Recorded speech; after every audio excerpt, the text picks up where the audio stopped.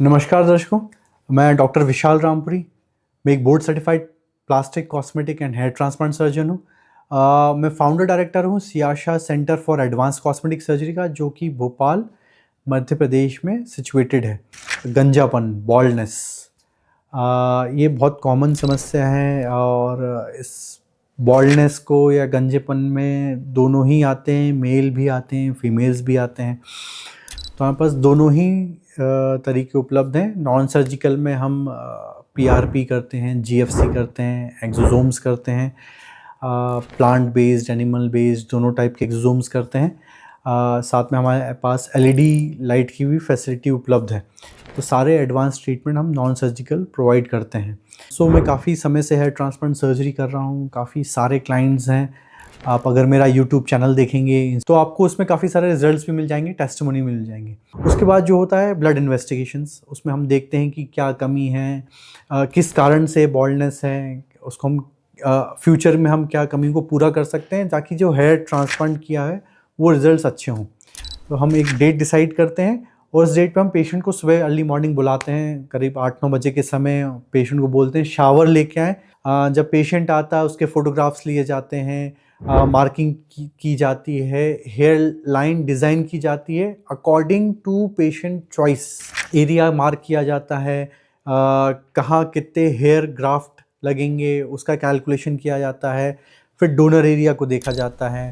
फिर हम hair trim करते हैं और हम पेशेंट को फिर हेयर ट्रांसप्लांट रूम में लेते हैं। नॉर्मल ट्रीटमेंट रूम से हेयर ट्रांसप्लांट रूम अलग है। उसका कारण ये है कि इसको हमको स्टरलाइज रखना पड़ता है, क्योंकि ये सर्जिकल प्रोसीजर है। इसमें इन्फेक्शन का हम 1% चांस भी नहीं ले सकते, क्योंकि कॉस्मेटिक सर्जरी है। जो प्रोसीजर है टोटल लोकल एनेस्थीसिया में हो जाता है। लोकल एनेस्थीसिया बहुत इम्पॉर्टेंट कंपोनेंट है हेयर ट्रांसप्लांट सर्जरी का। अगर आपने सही अमाउंट में पेशेंट के वेट के अकॉर्डिंग, पेशेंट की नीड के अकॉर्डिंग लोकल एनेस्थीसिया इन्फिल्ट्रेट नहीं किया हो तो हम सबसे पहले स्लिट्स बनाते हैं।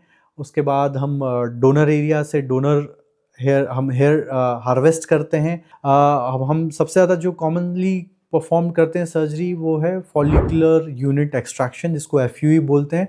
आम बोलचाल के भाषा में स्कारलेस हेयर ट्रांसप्लांट बोला जाता है। और उसके बाद हम तुरंत पेशेंट को पोजीशन चेंज करते हैं और इम्प्लांट कर देते हैं, और ऐसे ही करीब 4-5 घंटे में पूरा प्रोसीजर हो जाता है। जो भी डोनर एरिया है वहाँ पे एक छोटी सी ड्रेसिंग की जाती है, एरिया को क्लीन किया जाता है, सबको ड्रेस किया जाते हैं, फोटोग्राफ्स लिए जाते हैं अगेन, एंड यस आप तुरंत घर जा सकते हैं। वी रिकमेंड कोई आप साथ में आएँ जिसके साथ आप घर जा सकें, क्योंकि लोकल एनेस्थीसिया का इफेक्ट रहता है। 3 दिन बाद बुलाते हैं, ड्रेसिंग खोलते हैं, एरिया चेक करते हैं, हेड वॉश देते हैं, और you are back to normal work. 7 दिन बाद से आप नॉर्मल अपने बेसबॉल कैप पहन के सारे काम कर सकते हैं।